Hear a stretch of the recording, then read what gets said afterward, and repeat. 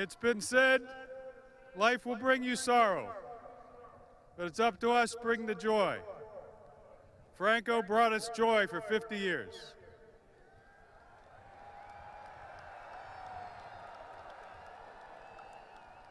And so, in recognition of his many contributions, both on and off the field, it's my honor to declare number 32 is officially retired.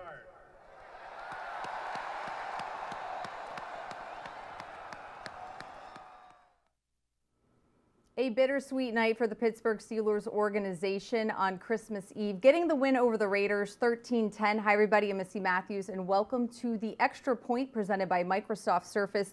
A lot to get through as we're coming off the Christmas holiday and the Steelers win over the Raiders, as I said. So let's welcome in our panelists today to get things started. We have Dale Lolley of Steelers.com and SNR, Arthur Moats, JMU Hall of Famer, SNR, and Shelby Cassesse, also of Steelers.com. And guys, we have to start with what we saw there from Art Rooney II, Franco Harris's family. Dale, it just felt right what was happening that night, and as some players said, it felt like Franco was there with them.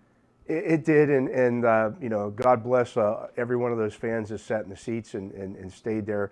I think a lot of them were there for the ceremony and because it was honoring Franco and you know the way that it was handled, the way everything kind of, you know, obviously it wasn't the way the Steelers planned things. It wasn't the way Franco's family planned things. You know, but life threw us all a curveball, and you know, I thought it was handled well. You know, from the teammates showing up in that kind of weather, and let's face it, those guys aren't young men either anymore. But it just shows you the love that they had for the man, and you know, the fans chanting Franco's name, and it was just a special night. Yeah, I would agree, man. Very special. Being able to be down there in attendance, man, and just seeing how the people in the crowds, man, them being able to pay their respects when they announced, you know, the number was retired. When Mr. Rooney had announced, you know, that his wife and son were there, just seeing them being able to be loved on by the audience. I just think to myself, man, what other opportunity would that type of crowd get to be able to at least give them that type of love and pay their respects that way? So, you know, like I said, timing, it was terrible, obviously, because we would have loved Franco to be there, but I did like the fact that at least for those fans that maybe would not have had an opportunity to pay their respects, to verbally let, you know, his wife and son know how much he meant to them, they did get that opportunity, and I thought that was really special as well. You know, I think Cam Hayward said it best after the game. He said even after Franco Harris retired, he still wanted to be your teammate. And I thought that was so well put for the way that he embodied his role as a Pittsburgh Steeler. He embodied his role as a Pittsburgher in general. He was someone who so humbly understood his role in this city's history and this franchise's history. And he always allowed us to celebrate him for that. This ceremony at halftime was so well put by Mr. Rooney. It was so well received by the fans. My heart goes out to Franco Harris's family, and I just thought this entire afternoon, that entire evening, was fit for the man that Franco Harris was and the contributions he made to this city. And for anybody who hasn't had a chance to check out that halftime ceremony, it is on the Steelers YouTube page. I know TV kind of cut out from it, and so many fans were on Twitter because it's something that everybody who's part of Steelers Nation wanted to see.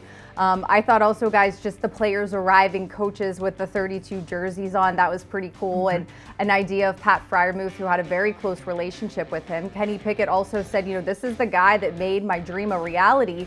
And Dale, it was nice to see how the Steelers game-winning drive, you know, architected by Kenny Pickett, that gave them the win over the Raiders. Yeah, it wasn't the immaculate finish or anything like that, but it was a much-needed finish. They got the drive together to go out and win that football game. You would have hated for them to lose this game on a night where they honored such a great man, and they just found a way, much like the Steelers in '72, found a way to win that game. Yeah, I would agree. And I thought that that was actually one of the really positive things about their performance. This is a young team that is learning how to win. They're learning how to finish. And they had to do that in a environment where there were plenty of obstacles mentally. There were plenty of obstacles from an environment standpoint with the cold, and then just from just the physicality element of it. We knew that the Raiders brought certain players with them offensively and defensively that could present some challenges, but to see this Steelers team, even on a night where they're not playing their best offensively, that they could still figure out a way to rally together to, when you gotta have it, execute and put a drive together to ultimately help them win. And then defensively, the job that they were able to do on both Devontae Adams and Josh Jacobs, I thought that was one of those impressive performances that really, is one of those building blocks for this team going forward in terms of the confidence level in winning one-score games late like this. Shelby, I thought too, Coach Tomlin talked about, Freiermuth, George Pickens, the young guys, Kenny Pickett were all able to be part of it, and that's something they can take on. But it was frustrating for them, and Coach Tomlin said at half, stalling on drives, not being able to punch it in. What are you seeing in terms of how they can build off of this and improve that to not happen?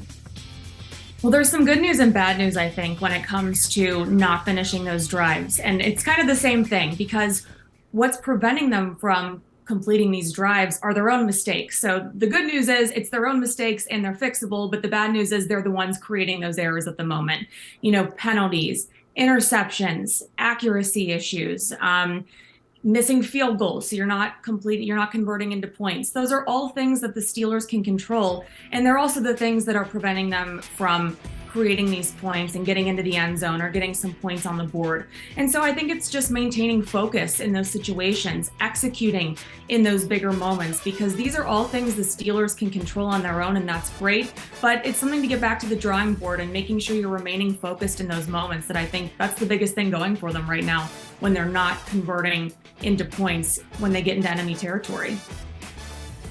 Dale, what are you seeing from Kenny Pickett coming back off of his second concussion? I thought he looked pretty good on Sunday, obviously, Saturday. It's okay.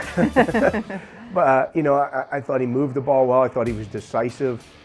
Yes, he had the one interception that broke the 147 consecutive throws without an interception. That in itself was something that was, that you like to see from a young quarterback. He has that moxie at the end of games. Now, he hasn't always produced a win in those situations, but he's continuously put the Steelers in a position to win some of these games down the stretch. You think about the Miami game. Mm-hmm. Yes, there were a couple of interceptions there, but they were throwing into the end zone twice on two separate occasions, under 4 minutes to go. He didn't win that one, but he's, the next two times that he's gotten those opportunities, including this game on Saturday, he figured out a way to finish this off.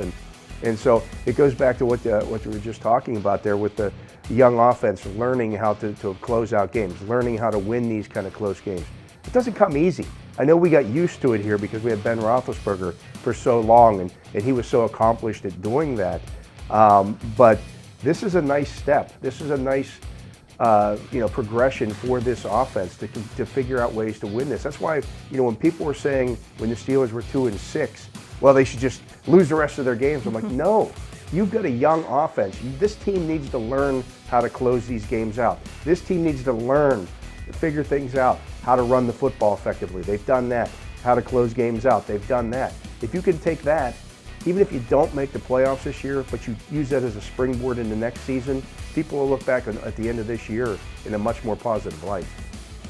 Absolutely. And the one thing I will always say is winning is contagious, man. When you start winning tight games like this, you start wanting to do it even more so. And then it becomes a belief. And that belief is that, man, it doesn't matter what the scoreboard is. As long as there's time on the clock, we're going to get out of there. And you think about, I always go back to, 2016, 2017 time frame and all of these one-score games and tight games that we ended up winning. But I think back of 2014, we were really learning how to finish those type of games as a unit.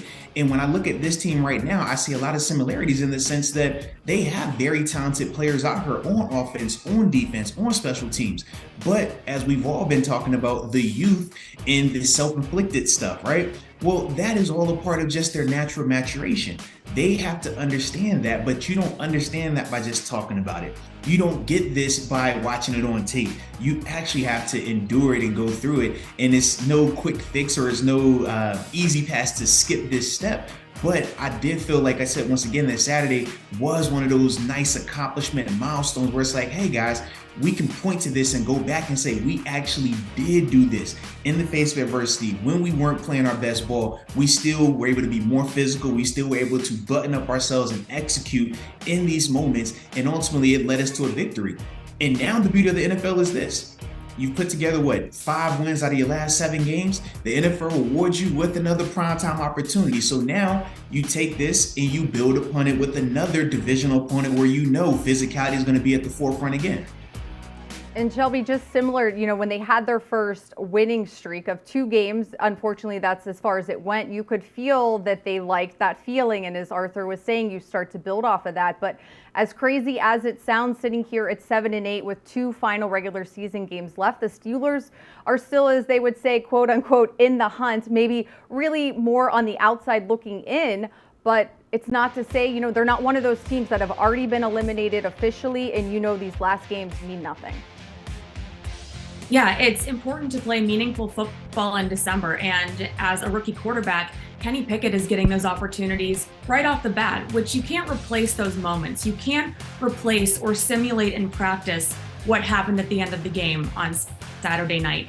Those are more so than just a game-winning drive or a win for the Steelers on an emotional night. Those are grow-up moments. And these are the types of opportunities you want to see a young team in.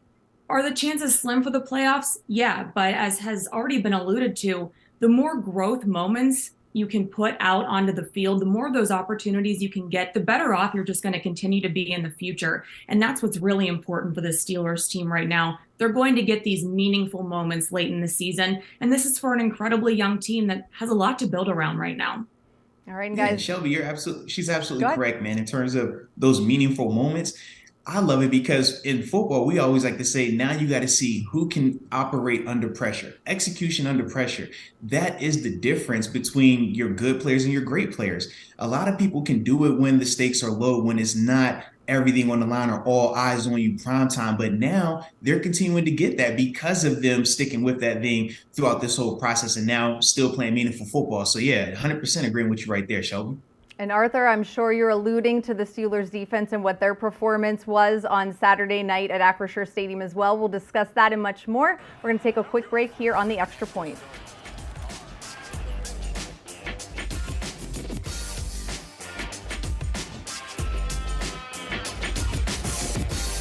First and 10 and the Raiders 14.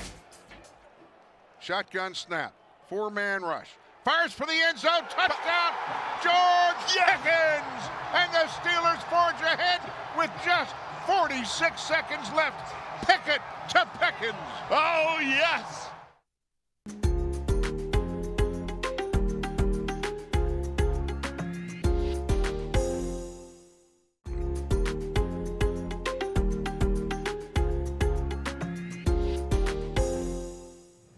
That was our agenda.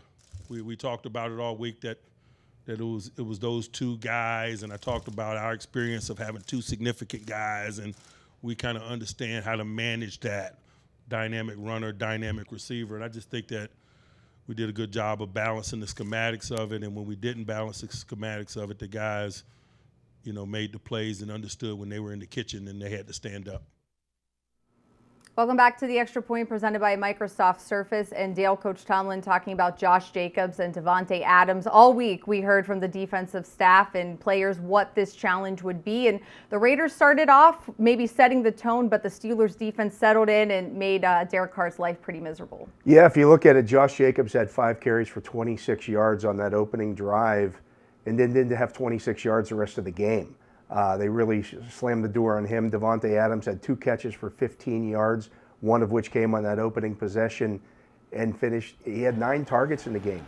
They just would not allow those guys to beat them. If the Raiders were going to beat the Steelers, it was not going to be through those 2 guys. And that's to be able to stop both of them. A lot of times you can stop a running game. Any team that says we're going to slam the door in the run, you're probably going to do that, but you're going to give up some stuff on the back end. In this instance, the Raiders had that balance with two star players, and so you had to stop both. That's not easy to do in the NFL, and the Steelers did it in this game. No, they absolutely did. I think it was Mika that was talking post-game just about some of the different things they were doing coverage-wise, whether it was double-teaming Devontae Adams or even switching up the people that they were going to use to double-team just so it wasn't an easy read for Derek Carr. Stuff like that showed up on film a lot, and that was another big reason I thought why they were able to minimize Devontae Adams. But then when you talk about the running game, I thought the physicality of the D-line, when you look at Cam Hayward, when you look at Alex Highsmith, I thought Montravius Adams was another guy, man. They really were just reestablishing the line of scrimmage on run plays and really forcing that Raiders offense to be one-dimensional. And then from there, just the opportunistic element of creating turnovers. That's another part that helps out, man. When you have some of these moments where they have good players and they can make plays, but when they make a mistake or they put that ball in harm's way, which the Raiders all season have been doing that.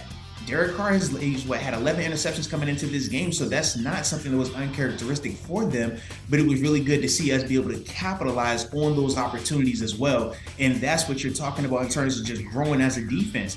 Was it perfect? No, but can you make these type of plays when it's a moment where we just gave up the ball? Arthur Malek, he will get us that ball right back, and as you saw right there, he did, and it was just a really just balanced attack in terms of our defense, helping out where they needed to, especially when the offense was trying to get it going early on in the game.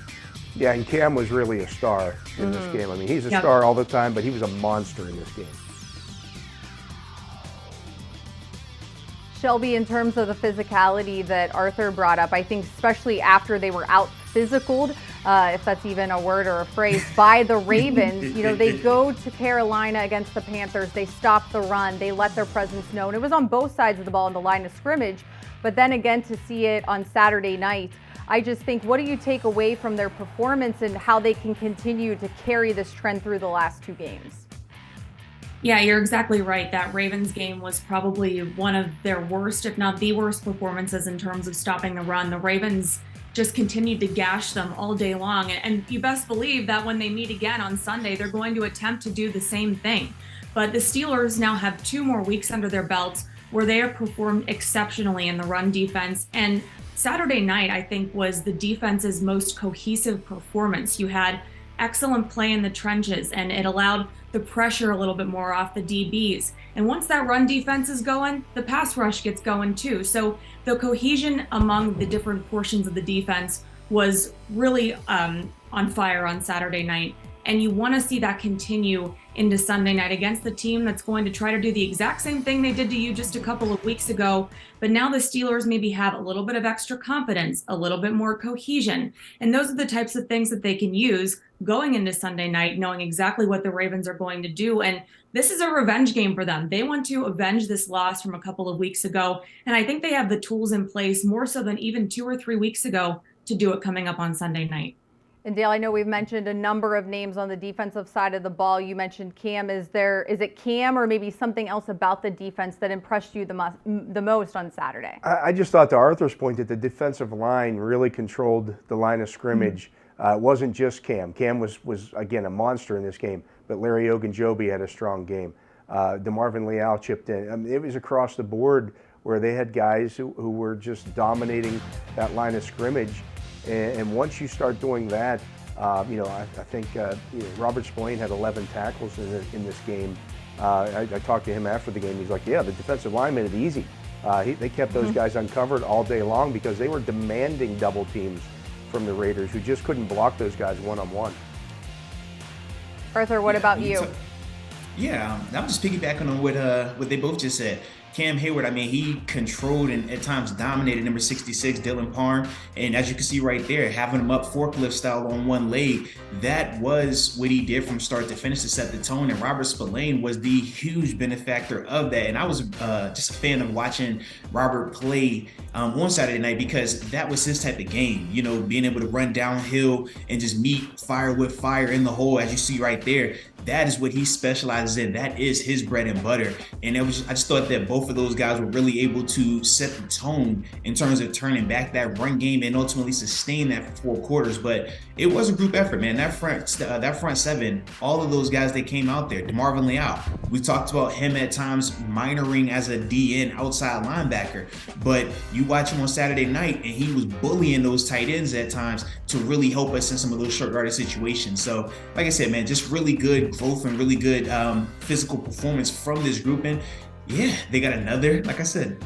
awesome opportunity for them to prove that they can do this again versus an opponent that got the better of them in this specific avenue of winning as well.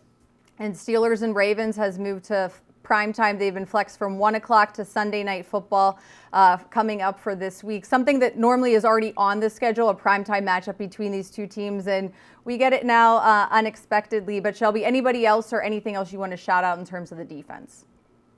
Yeah, let's talk about these DBs because they were stingy as heck. And these were 3 interceptions that they weren't just gifts or they weren't just easy plays to make with your hands. These were opportunistic, skilled plays. I mean, you look at Cam Sutton. Yeah, that was an overthrow, but he made an excellent catch on that play. Arthur Mollett had to tip the ball to himself to make an interception. And Minkah Fitzpatrick, that was a dart that he just happened to be right there and made an excellent play on that. This is when this team is at its best, when you have a stingy defense like this, when you clog the box and when you have a strong front 7. And what we saw mostly in that last drive by the Steelers, an offense that can play mistake-free football, that can commit to the run and can be on a really great communication line with each other. That is what you need to see from this Pittsburgh Steelers team. And hey, yeah, shout out to those DBs. They were extra stingy. All 3 of those guys made excellent plays. That's what you need to see from the Steelers team. Dale, you got me thinking going back to that Miami game. Yes, Kenny Pickett and the offense had a chance to, put some points on the board at the very end. But remember how many dropped interceptions we saw from that Steelers defense. And that's not what we saw on Saturday night, or the fact that, of course, they didn't have as much time, it's a 2-minute drill, but the Raiders still had the ball at the end. They still had a chance to do something. And we've seen the Patriots wear down the Steelers defense. We've seen it numerous times. They didn't let it happen. No, they didn't. They shut the door. I mean, the Raiders, I think, ran 16 plays in the second half of that game for about 50 yards. I mean, after the opening drive in that game, where the Raiders went 72 yards, they averaged 3.3 yards per play. Not per running play, per play. The Steelers just shut the door on them the rest of the game. It was tremendous to watch. I love watching great defense, and that was great defense. I had people try to discount that. Well, the weather played a factor. I'm like, the Steelers played in the same weather. It didn't suddenly get sunny and 70 when they had the football. They put up 350 yards of offense. The Raiders put up 200. I mean, there was a big difference there. Yeah, and I would also piggyback and say that I thought it was also impressive defensively in the sense that, remember 2 weeks ago versus Baltimore, we put the ball back, we punt the ball to them, 2 minutes and 30 seconds left. Everybody knows they're going to run the ball. We got to get a stop. We got 3 timeouts plus a 2-minute warning. We don't get the ball back. We had a similar situation, 4 minutes, 30 seconds left in the game. We punt the ball. And what do? We go out there, get the stop to get the offense the ball back. And now we see how that actually is supposed to work and how it was supposed to look. I just thought that those 2 scenarios, one where they failed and then 2 weeks later to come back and pass it and then ultimately be able to win the game after that, man, I thought that was also one of those significant moments too. And as you know, Arthur, when a team gets embarrassed like the Steelers did against the Ravens, you better expect, I mean, they've played lockdown run defense since that game. I expect them to play much better this time around against the Ravens. I would agree. Complimentary football, as Coach Tomlin says. Guys, thanks so much for your input. Happy holidays. Appreciate you being here. And to everybody at home watching as well, this has been the Extra Point presented by Microsoft Surface. We'll see you following the Ravens game.